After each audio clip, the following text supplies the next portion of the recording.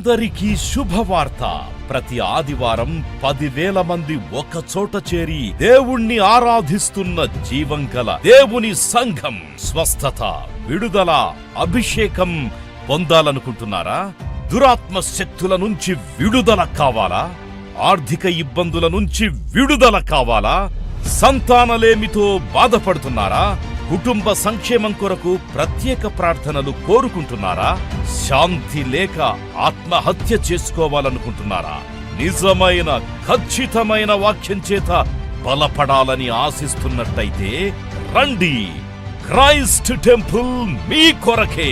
ప్రతి ఆదివారం 4 ఆరాధనలు జరుగుతున్నాయి. మొదటి ఆరాధన ఉదయం 6 గంటలకు, రెండవ ఆరాధన ఉదయం 8 గంటలకు, మూడవ ఆరాధన ఉదయం 10 గంటలకు, 4వ ఆరాధన సాయంత్రం 6:30 జరుగును. స్థలం Christ temple, Mary Stella indoor stadium, Pantakaluva road, NTR circle, Vijayawada. ముఖ్య ప్రసంగికులు ప్రపంచ వ్యాప్తంగా వాక్యమునందించి కోట్లాది మందికి దీవెనకరముగా ఉన్న మన దైవజనులు రెవరెండ్ డాక్టర్ పాల్ ఇమాన్యుయల్ గారు మరియు నిస్సీ పాల్ గారు శక్తివంతమైన సందేశాలను అందించి ప్రతి ఒక్కరి కొరకు ప్రత్యేక ప్రార్థనలు చేయుదురు. హృదయాలను హత్తుకునే అద్భుతమైన స్తుతి ఆరాధన సాక్ష్యాలు, ప్రతి విశ్వాసిపై ప్రత్యేక శ్రద్ధ, గృహ దర్శనాలు, ఇంకా మరెన్నో.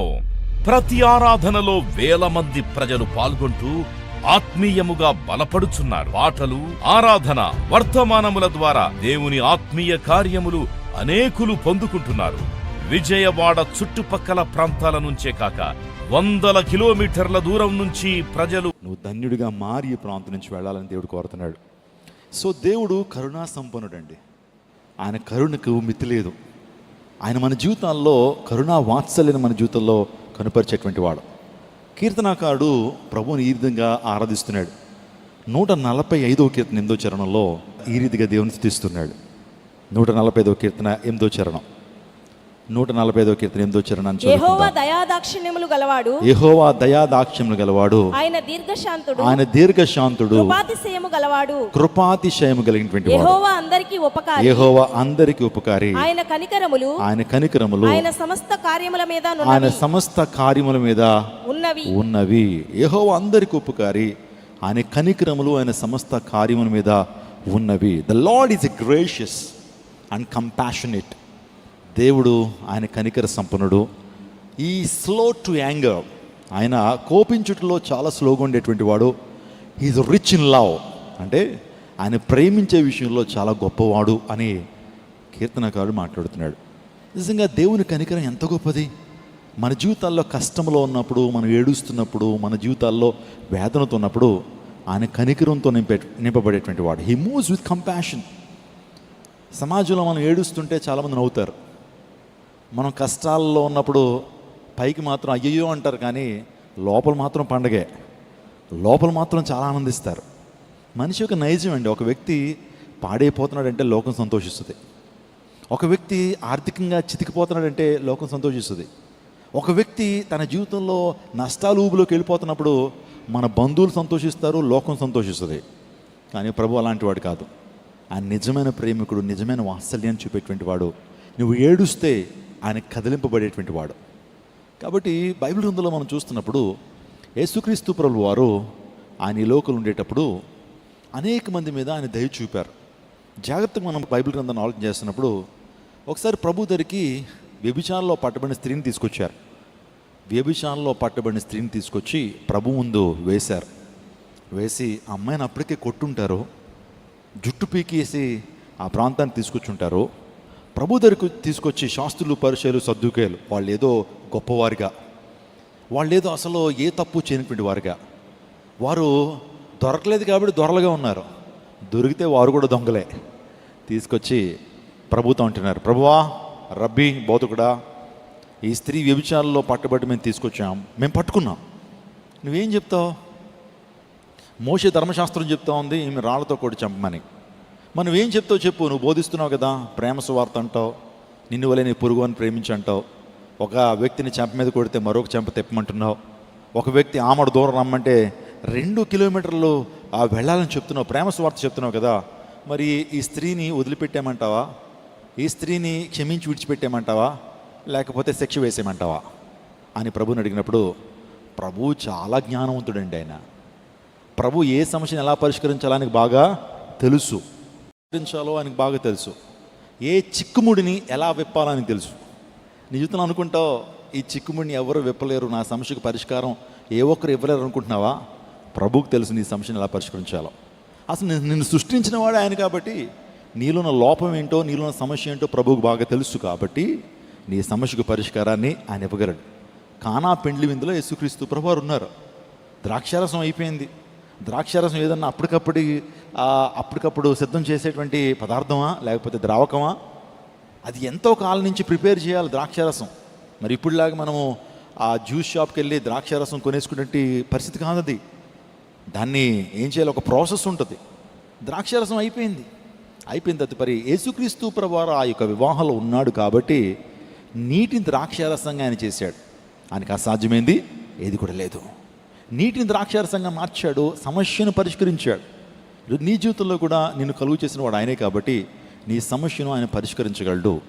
వ్యభిచారంలో పట్టబడిన స్త్రీని దేవాదుడు ఎంత అద్భుత రీతిగా తన పాపాలను క్షమించి తన పరిశుద్ధురాలుగా మార్చి దేవుడు విడిపించాడో మనం చూస్తుంటాం.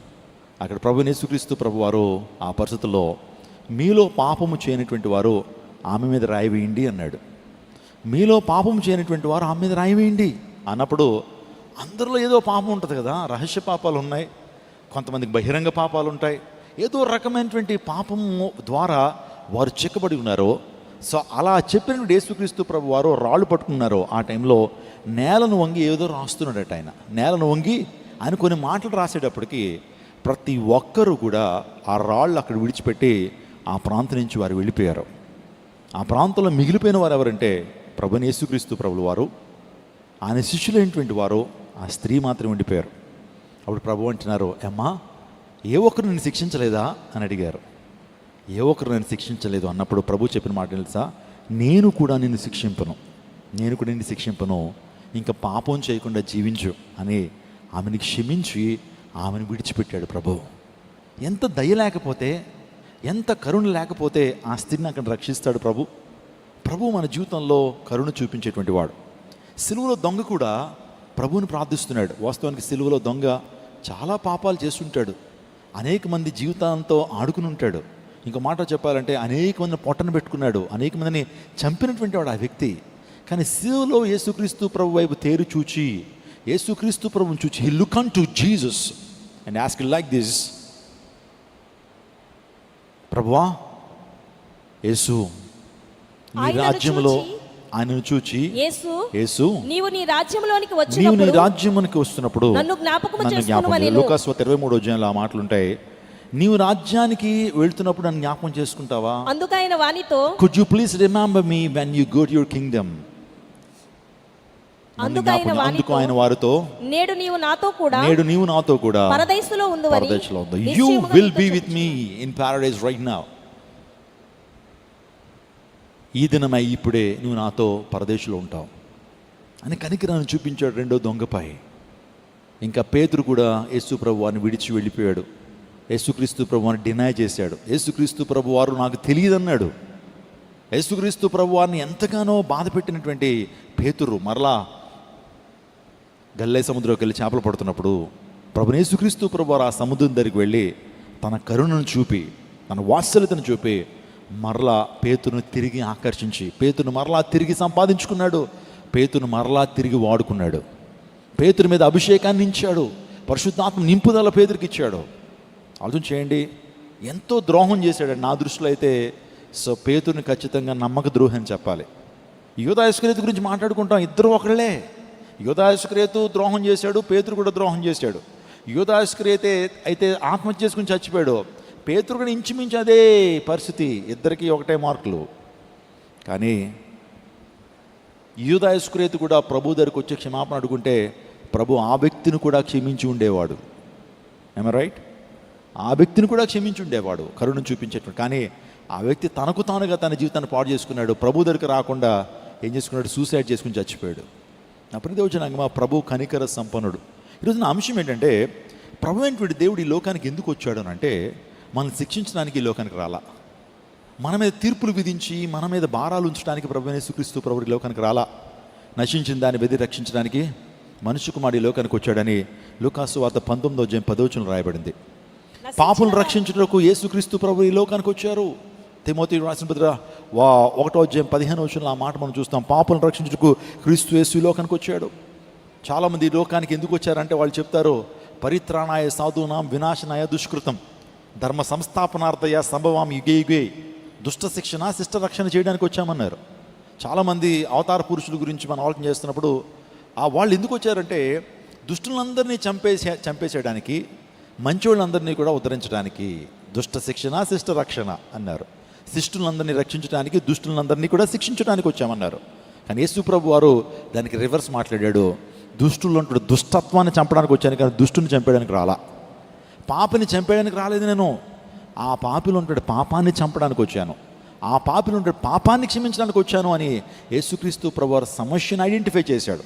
యేసు ప్రభు వారు అసలు లోకానికి ఉన్న సమస్య ఏంటి, మనుష్య జాతికి ఉన్నటువంటి సమస్య ఏంటి, ఒక వ్యక్తికి ఉన్నటువంటి సమస్య ఏంటి? అది పాపము. మనం ఏదైతే చేయాలనుకుంటున్నామో అది చేయలేకపోతున్నాం, ఏదైతే చేయకూడదు అనుకుంటామో అదే చేస్తున్నాం. మంచిగా ఉండాలనుకుంటాం కానీ మంచిగా ఉండలేకపోతున్నాం. చెడు చేయకూడదు, చెడు చూడకూడదు, చెడు చూడకూడదు, చెడు చేయకూడదు, చెడు వినకూడదు అనుకుంటాం.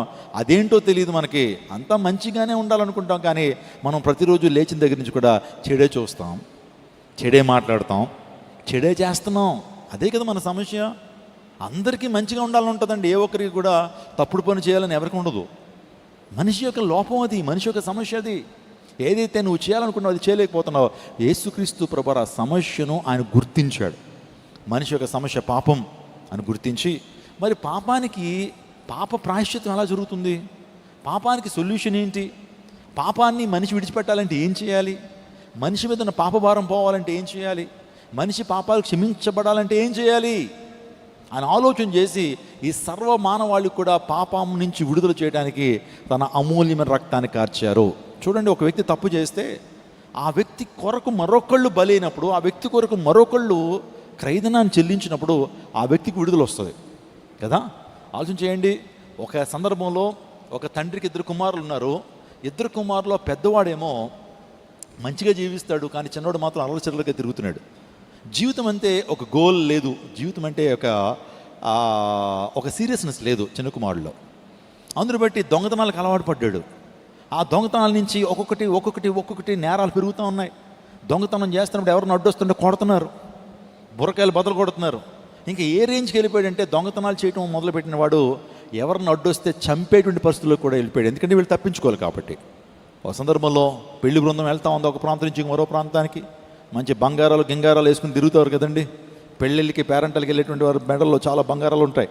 అందుని బట్టి ఈ యొక్క పెళ్లి బృందాన్ని అటకాయించి వాడిని భయపెట్టి నయానో భయానో వాడిని భయపెట్టి ఆ ఆభరణాలు తీసుకోవాలని ఈ గుంపు వెళ్ళారు. అందులో ఎవరున్నారు? ఈ చిన్న కుమారుడు ఉన్నాడు, తమ్ముడు ఉన్నాడు. ఆ సందర్భంలో ఏం జరిగింది తెలుసా? వారితో పొట్లాడుతున్నారు. వారు ఇరుకునే ఇవ్వరు కదండి. పొట్లాడుతున్న టైంలో 2-3 వచ్చేటప్పటికి వారి నుంచి తప్పించుకోవడానికి ఆ యొక్క బంగారాన్ని తీసుకురావడం కొరకు వారి దగ్గర కత్తులు తీసుకుని పొడి చేశారు. పొడిస్తే 2-3 చనిపోయారండి. ఆ పొడిచిన వాడు ఎవరంటే ఈ వ్యక్తి. ఇంక వెంటనే మా బంగారాన్ని దొంగిలించడం మాత్రమే కాకుండా అడ్డొస్తే మనం చంపేస్తారని మొత్తం పెళ్లి బృందం అంతా కూడా ఏం చేశారు? తిరుగుబాటు చేసి వాళ్ళని పట్టుకుని చంపడానికి పరిగెత్తిస్తున్నారు. ఇంక అనుకున్నారు మనకి శక్తి సరిపోదు, వీళ్ళందరూ ఏకమైపోయారు. పోలీసు వాళ్ళు కూడా కాల్ చేశారని చెప్పి పరుగు తీశాడు. ఇంకా పరిగెడుతున్నారు, వెనకాల పరిగెట్టిస్తున్నారు. వెనకాల అనేక మంది వచ్చేస్తుంటే నేరుగా అన్నింటికి వచ్చేసాడు. అన్నా తలుపులు తీ, రాత్రి 12:30. ఆ టైంలో ఏంటి తమ్ముడు ఈ టైంలో వచ్చావు అని అడుగుతున్నాడు. తన యొక్క బట్టలన్నీ కూడా రక్తపు మరకలు, తన ముఖం అంతా కూడా రక్తం. అన్న వచ్చేస్తున్నారన్నా, నన్ను చంపడానికి వచ్చేస్తున్నారన్నా, నిన్ను చంపడానికి వచ్చేది. ఏం చేసావురా? 2 చంపేశానన్నా దొంగతనం చేస్తున్నప్పుడు. ఎందుకు అలా చేసావు? ముందు లోపల రా అని చెప్పి లోపలికి తీసుకొచ్చాడు. కాళ్ళ మీద పడి ఏదన్నా చేయన్నా, నన్ను రక్షించన్నా, నేను తప్పు చేశానన్నా, నాకు క్షమాపణ కావాలి, నేను బతకాలనుంది అని అంటున్న టైంలో ఆ యొక్క తమ్ముడి యొక్క వేదన చూసినటువంటి అన్న ఒక నిర్ణయం తీసుకున్నాడు. తమ్ముడు చేసిన శిక్షను తన మీద వేసుకోవాలనుకున్నాడు. తమ్ముడికి వచ్చేటువంటి ఆ శిక్ష తను భరించాలనుకున్నాడు. తమ్ముడిని విడిచిపెట్టాలంటే ఆ తమ్ముడు చేసిన శిక్షను అన్న అనుభవిస్తే పరిష్కారం అవుతుంది. అలా ఆలోచించినటువంటి తండ్రి, అలా ఆలోచించినటువంటి ఆ అన్న ఏం చేశాడు తెలుసండి? వారు రానే వచ్చేసారు, తలుపులు కొడుతుంటే తమ్ముడితో ఒక మాట అన్నాడు, నీ బట్టలు తీసేయి అన్నాడు. నీ బట్టలు తీసేయి అని అన్న తన బట్టలు తీశాడు, తమ్ముడు బట్టలు వేసుకున్నాడు. అన్న బట్టలు తమ్ముడికి ఇచ్చాడు. ఇచ్చి నువ్వు పక్కన ఉండు అన్నాడు. తమ్ముడు పక్కన ఉన్నాడు. అన్న వెళ్ళి డోర్ తీశాడు. తీయటమే ఆ రక్తపు మరకలు ఉన్నటువంటి బట్టలను చూశారు. వీడే మమ్మల్ని చంపిన వాడని చెప్పి జుట్టు పట్టుకుని, కాలర్ పట్టుకుని, తల పట్టుకుని ఈడ్చుకుంటూ బయటకు తీసుకొచ్చి కర్రలతో బాధి చంపేశారు. ఇప్పుడు చెప్పండి, తప్పిదం ఎవరు చేశారో, ఎవరి మీద పడాలి శిక్ష? తమ్ముడు తప్పిదం చేశాడు, తమ్ముడు పాపం చేశాడు, కానీ అనుభవించింది ఎవరు? అన్న. అంటే తను చేసిన పాప శిక్ష అన్న భరించడానికి ఇష్టపడ్డాడు. ఏ తప్పు చేయనటువంటి అన్న తమ్ముడు కోసం బలైపోయాడు. యేసుక్రీస్తు ప్రభు చేసిన కార్యం ఇదే. ఏ తప్పిదం లేదండి ఆయన. ఈ ప్రపంచంలో పాపము లేనటువంటి ఏకైక మానవుడు మన ప్రభు యేసుక్రీస్తు ప్రభు వారు. గట్టిగా చప్పలు కొట్టండి. పాపము అనేటువంటి ఆ కాన్సెప్ట్ అనేది ఆయన హృదయంలో కానీ, ఆయన చూపుల్లో కానీ, చేతల్లో కానీ, నడకల్లోనో లేనటువంటి వాడు యేసుక్రీస్తు ప్రభు వారు. ఊరికనే విశ్వసించట్లేదు ప్రభువును మనం. ఆయన పరిశుద్ధుడు. నాలో పాపం ఉందని మీరు ఎవరన్నా స్థాపించగలరా అని చెప్పినటువంటి వాడు. ఎవరు నేను శిక్షింపలేదా అని అడిగాడు ఆమెను. అప్పుడు ప్రభువారు అంటారు, నేను కూడా నేను శిక్షింపను. అంటే అర్థం ఏంటంటే, నిన్ను శిక్షించేటువంటి అధికారం నాకుంది, నిన్ను శిక్షించేటువంటి ఆ ఎబిలిటీ నాకుంది. ఎందుకంటే నేనే పాపం చేయనటువంటి వాడిని కాబట్టి నీ మీద రాయి వేసేటువంటి అధికారం నాకే ఉంది. అయినా నేను క్షమించి విడిచిపెడుతున్నాను, ఇంక పాపం చేయొద్దు అన్నాడు. యేసుక్రీస్తు ప్రభువు వారు ఆయన పాపం లేనిటువంటి వాడు. ఆయన పరిశుద్ధుడు, పవిత్రుడు, నిర్దోషి, నిష్కల్మషుడు. కాబట్టి నా ప్రతిదేవచనాగమా, యేసుక్రీస్తు ప్రభు వారు ఆయన పరిశుద్ధుడు కాబట్టి ఈరోజు మనం దేవుని స్తుతించాలి. ఆయన మనం శిక్షించడానికైతే ఈ లోకానికి రాలేదు, కానీ రక్షించడానికి ప్రభు యేసుక్రీస్తు ప్రభు వారు ఈ లోకానికి వచ్చారు. నా ప్రతిదేవచనాగమా, ఈరోజున కరుణా సంపన్నుడైనటువంటి యేసయ్యకు మన జీవితాన్ని సమర్పించడం ద్వారా ఆయన మన జీవితంలో ఏం చేయగలడు? నేను ఒక మాట చదివిస్తాను. ఆదికాండం 43వ అధ్యాయం 14వ వచనం చదువుకుందా. ఆదికాండం 43వ అధ్యాయం 14వ వచనం చదువుకుందా. ఆ మనుషుడు మీ ఇతర సహోదరుని బెన్యామీను మీకు అప్పగించినట్లు సర్వశక్తుడైన దేవుడు ఆ మనుషుని ఎదుట మిమ్మల్ని కరుణించునుగాక. అందరూ ఈ మాట అనండి. సర్వశక్తుడైన దేవుడు మిమ్మును కరుణించునుగాక. యాకోబు తన పిల్లలతో మాట్లాడుతున్నాడు, తన కుమారులతో మాట్లాడుతున్నాడు. సర్వశక్తుడు మీపై కనికరము చూపునుగాక అని మాట్లాడుతున్నాడు. అవును, మన దేవుడు మనపై కనికరాన్ని చూపించేటువంటి దేవుడు. ఈ రాత్రి కాలంలో దేవుని కనికరం నీ మీద ఉంటే, దేవుని నీ జీవితాన్ని సమర్పించుకుంటే ఆయన ఎటువంటి కార్యాలు మీ జీవితంలో చేస్తాడు. బైబిల్ గ్రంథంలో చాలామంది దావీదు కుమారుడా యేసు కరుణించని ప్రార్థన చేశారు. భర్తిమైనటువంటి గుడ్డి భిక్షకుడు ప్రభువుని ప్రార్థన చేస్తున్నాడు, ఓ దావీదు కుమారుడా యేసు నన్ను కరుణించు అని భర్తిమై కరుణించని ప్రార్థన చేసినప్పుడు భర్తిమైన దేవుడు కరుణించి చూపును ప్రసాదించాడు. ఈరోజు నీవు కూడా ఒకవేళ ఆధ్యాత్మిక గుడ్డితనంతో ఒకవేళ ఇక్కడ కూర్చున్నట్లయితే, నువ్వు ప్రభు సన్నిధిలోకి వచ్చి ప్రభువుని వేడుకుంటే నీ ఆధ్యాత్మిక గుడ్డితనం నుంచి దేవుడు నీకు ఏం చేస్తాడు? విడుదల చేస్తాడు. భర్తమైన దేవుడు క్షమించి, భర్తమైన దేవుడు రక్షించి చూపును ప్రసాదించాడు. అప్పుడు భర్తమై యేసుని వెంబడించాడు అనేటువంటి మాట మనం మార్కు సువార్తలో మనం చదువుతాం. సురోఫేనిక స్త్రీ, కనాను స్త్రీ, యేసు ప్రభు వారు తూరు సీరు అనేటువంటి ప్రాంతంలో ఆయన ఉన్నారు. అంటే తూరు సీదోన్లు అంటే అవి పట్టణాలు. ఆ పట్టణాల్లో ఆయన ఉన్నప్పుడు, ఆ జంట నగరాల్లో ప్రభు ఉన్నప్పుడు ఆమె వెళ్ళి, నా కుమార్తెకు దయ్యం పట్టిందయ్యా, నా కుమార్తె దయ్యముల చేత పీడించబడుతుంది, దావీదు కుమారుడా కరుణించి నా కుమార్తెను విడుదల చేయన్నప్పుడు ప్రభువైన యేసుక్రీస్తు ప్రభువారు ఆ కుమార్తెను స్వస్థపరిచి విడుదల చేశాడు. ఆమేన్. చూసారా, కరుణించు అని అడిగింది, దేవుడు కరుణించి సమస్యకు పరిష్కారం ఇచ్చాడు. అది మత్తయి సువార్త 15:22 మనం చూస్తాం. కనాను స్త్రీ, దావీదు కుమారుడా నన్ను కరుణింపుము, నా కుమార్తె దయ్యం పట్టి బహు బాధపడుచున్నదని కేకలు వేసిన.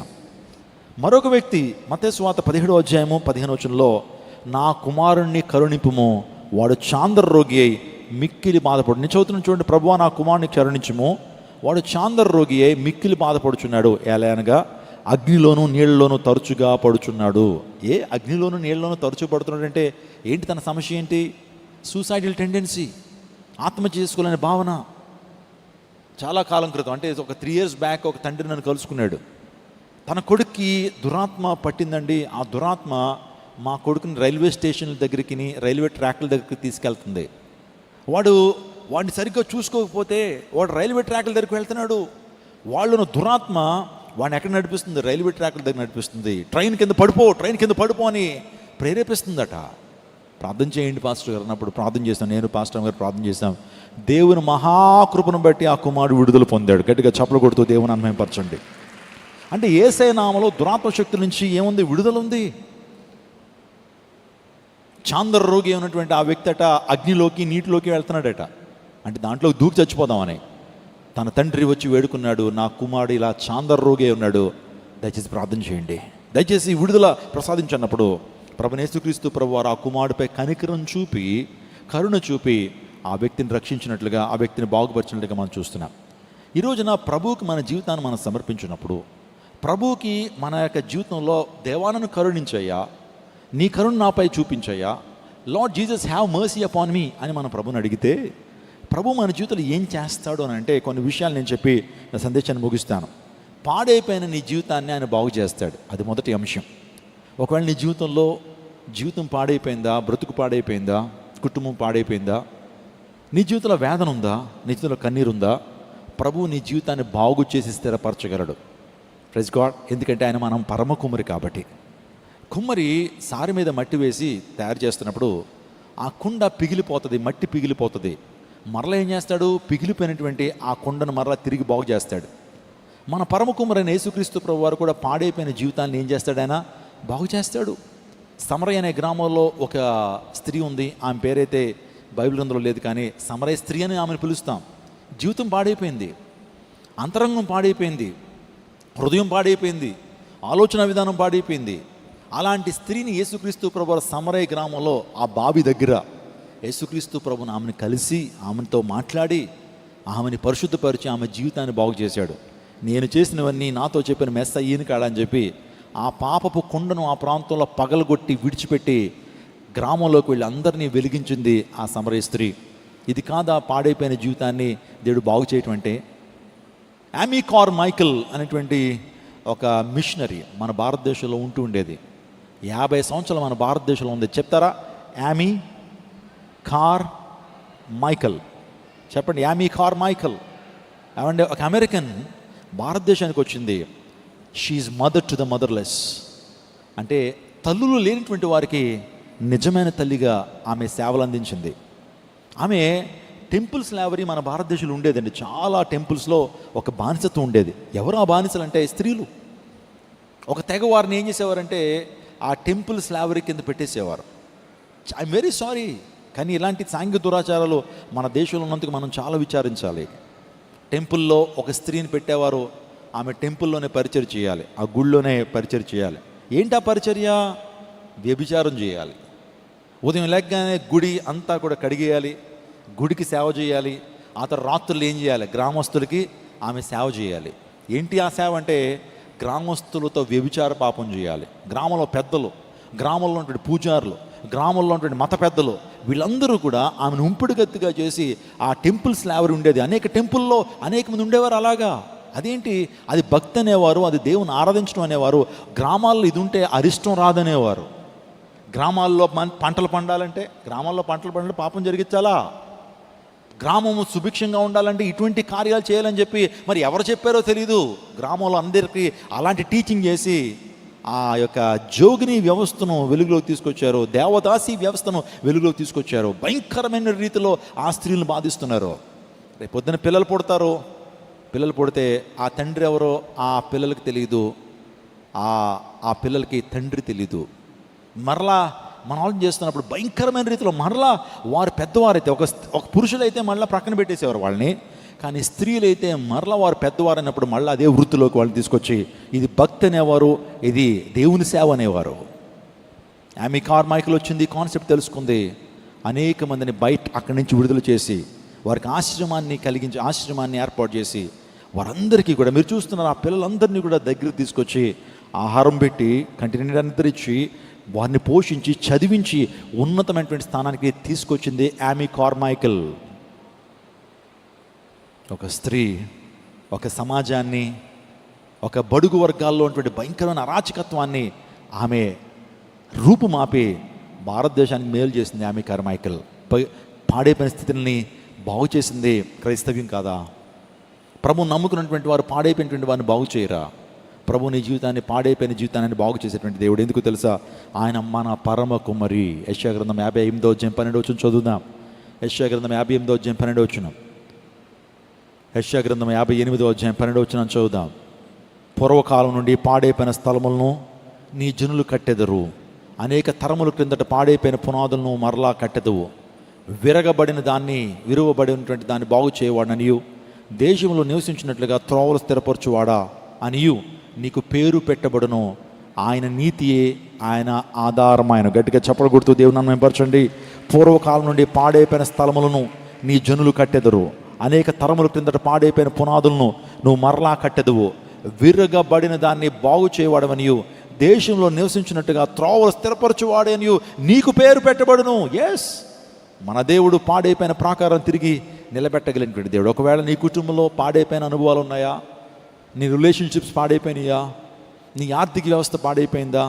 నీ హోదా, నీ అంతస్తులో పాడైపోయిన స్థితిలో ఉన్నదా? దేవుడు నీ పాడైపోయిన జీవితాన్ని ఆయన బాగు చేసి నేను స్థిరపరిచేటువంటి వాడు, నేను బలపరిచేటువంటి దేవుడు. ఆయన ఉన్నతమైన స్థానంలో నిలబెట్టగలిగినటువంటి దేవుడు. హల్లెలూయా. ఎబ్బేజు అనేటువంటి వ్యక్తి వాస్తవానికి తన జీవితంలో పేరేంటి తెలుసా? వేదనాన్ని పేరు పెట్టి తిరుగుతున్నాడు. తన తల్లే పెట్టింది పేరు వేదనాని, ఎబ్బేజు. కానీ దేవుని సముఖానికి వచ్చాడు, కరుణించు అని ప్రార్థన చేశాడు. అయ్యా నన్ను దీవించయ్యా, నా నుంచి నీకు నా ప్రార్థన నీకు సమర్పిస్తున్నాను. అయ్యా నన్ను కరుణించు, నన్ను దీవించయ్యా, నిశ్చయంగా నన్ను దీవించయ్యా, నా సరిహద్దును విశాలపరచయ్యా, ఏ కీడు రాకుండా నన్ను తప్పించయ్యా, నీ చెయ్యి నాకు తోడుగా ఉంచయ్యా అని ప్రార్థన చేశాడు.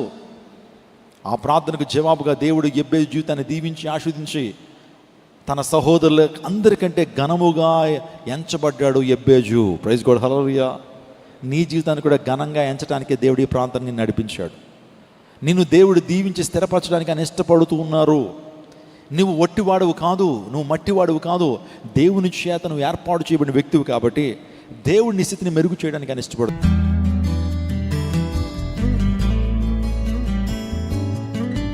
ప్రభువైన యేసుక్రీస్తు నామం పేరిట మీకు అందరికీ శుభాభివందనాలు తెలియపరుస్తున్నాను. క్రైస్ట్ టెంపుల్కి దేవుడిచ్చినటువంటి భూమి ఇదే. 2 ఎకరాల 16 సెంట్ల స్థలాన్ని క్రైస్ట్ టెంపుల్ పేరు మీద దేవుడు మనకు అనుగ్రహించారు. ఇదే స్థలంలో మహిమాన్విత దేవుని సంఘాన్ని నిర్మించడానికి మనం ప్రయత్నం చేస్తున్నాం. గతించిన కొన్ని సంవత్సరాలుగా ప్రార్థన చేస్తూ వస్తున్నాం. పర్మిషన్స్ ఆల్రెడీ గ్రాంట్ అవుతున్నాయి. ఇదే స్థలంలో సుమారుగా 10,000 మంది పట్టేటువంటి ఒక మహిమాన్విత సంఘం నిర్మించబడబోతూ ఉంది. కావున మిమ్మల్ని అందరినీ ప్రార్థన చేయాలని మనం చేస్తున్నాను. మీ అనుదిన ప్రార్థనలో క్రైస్ట్ టెంపుల్ అనేటువంటి ఈ యొక్క సంఘం కొరకు, ఈ కన్స్ట్రక్షన్ కొరకు ప్రార్థన చేయండి. ఈ మందులు అనేక మంది రక్షణ పొందాలి, అనేక మంది సత్యవాక్యాన్ని వినాలి, దేవుని శక్తిని ప్రత్యేకంగా అనుభవించాలి. ఇప్పుడు వరకు ఈ ల్యాండ్ వాస్తవానికి పొలాన్ని మనం తీసుకోవడం జరిగింది. ఈ పొలంలో సుమారుగా 4 అడుగులు ఈ మట్టిని పూడ్చడం జరిగింది. ఆ తదుపరి ఒక ప్రత్యేకమైన కన్స్ట్రక్షన్ కూడా చేయడం జరిగింది. అక్కడ ఆ ప్రాంతంలో ట్రాన్స్ఫార్మరు, ఆ తర్వాత ఎలక్ట్రికల్ పోల్స్ మనం చూస్తున్నాం. ఆ దేవుని మహాకృపను బట్టి నీటి కొరకు ప్రార్థన చేసినప్పుడు చక్కటి నీటిని, మంచి నీటిని దేవుని అనుగ్రహించారు. తక్కువ లోతులోనే దేవుని నామానికి మహిమ కలుగును గాక. అందుని బట్టి కుటుంబాలతో అందరూ ప్రార్థన చేయండి. ఒకవేళ దేవుడు మీరు ప్రేరేపిస్తున్నట్లయితే యోగ్యమైన పరిచర్యకు మీ ప్రేమపూర్వకమైన విరాళాలను పంపించండి. కట్టడం కట్టాలంటే కొన్ని కోట్ల రూపాయలు అవసరం అవుతా ఉంది. అందుని బట్టి దేవుని మీద ఆధారపడి మేము సేవను జరిగిస్తున్నాం. ఏమి విదేశీ సహకారాలు లేవు. దేవుని సేవ మీద ఆధారపడి సేవను ముందుకు నడిపిస్తున్నాం. కాబట్టి మీ కుటుంబం తరపున ఒక శ్రేష్టమైన కానుకను దేవుని మందిరం నిర్మాణం కొరకు మీరు విత్తండి. తద్వారా గొప్ప పంటను మీరు కోస్తారు. నిజంగా దేవుడు మిమ్మల్ని, మీ కుటుంబాలను ప్రత్యేకంగా దీవిస్తారు. ఈ పరిచర్యలో 1900కు పైగా బాప్తిసాలు తీసుకుని వారు దేవునికి కృపలో నడుస్తున్నారు. మరొకసారి మీ అందరికీ విజ్ఞప్తి చేస్తున్నాను, ప్రార్థన చేయండి. మందిర నిర్మాణం కోసం ప్రార్థన. దేవుని చిత్తం అయితే సెప్టెంబర్, అక్టోబర్ మాసాల్లో ఈ యొక్క మెయిన్ శాంక్చురీని కట్టడానికి మేము ప్రయత్నాలు చేస్తున్నాం. అన్ని ద్వారాలు తెరవబడినట్లు ప్రార్థన చేయండి. దేవుని చిత్తం అయితే 31 ఆ తర్వాత జనవరి ఆరాధన ఇక్కడ జరిగించాలని ఆశపడుతున్నాం. ప్రార్థన చేయండి, సహకరించండి. దేవుని ప్రత్యేకంగా దీవించును గాక. ఒకవేళ మీరు ఎవరైనా సరే ఈ యొక్క మందిరం కొరకు విరాళం ఇస్తానన్నటువంటి వారు కింద ఫోన్ నెంబర్స్కి మీరు కాల్ చేయొచ్చు. ఈ అకౌంట్ డీటెయిల్స్ కూడా ముందు పెడుతున్నాను. దయచేసి ఆలోచన చేసి, ప్రార్థన చేసి దేవునికి మందిరం కొరకు మీ యొక్క విరాళాన్ని ఇవ్వాల్సిందిగా ప్రభువు పేట మనం చేస్తున్నాను. God bless you. God bless Vijayawada. God bless our India.